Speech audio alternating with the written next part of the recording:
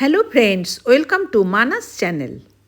আজ আমার ভিডিওতে দেখবে বাঁধাকপির রাবড়ি। আজ সম্পূর্ণ নতুন একটা ডেজার্ট নিয়ে এসেছি তোমাদের জন্য, যার জন্য বাঁধাকপির ভেতরের পাতার কিছু অংশ কেটে নিয়েছি। একজনের ডেজার্টের জন্য নিতে হবে 100 গ্রাম বাঁধাকপি। বাঁধাকপির এই অংশ একটু নরম ধরনের হয়, যা এই রেসিপিতে দরকার। এবারে বাঁধাকপিকে বয়েল করে জল ঝরিয়ে নেব। পরিমাণ মতন দুধ ঘন করে নেব। গ্যাসে প্যান বসিয়ে দিয়েছি। প্যান গরম হলে দেব 1-1.5 চামচ ঘি।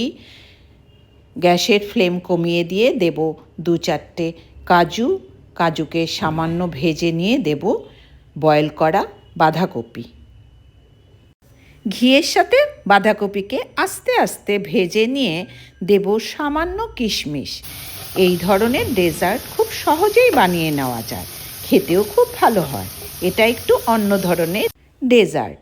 সবগুলোকে এবারে ভালোভাবে আস্তে আস্তে সিমাচ করে ভেজে নিতে হবে।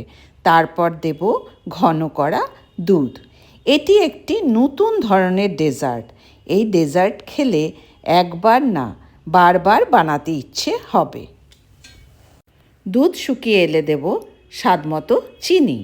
তারপর দেব ছোট এলাচের গুঁড়ো। তারপর নেড়ে যেতে হবে যতক্ষণ না পর্যন্ত দুধ ক্ষীরের আকার ধারণ করে। আমার রেসিপিটি যদি তোমাদের ভালো লেগে থাকে তবে অবশ্যই একবার বানিয়ে খেও, দেখবে খুব ভালো লাগবে।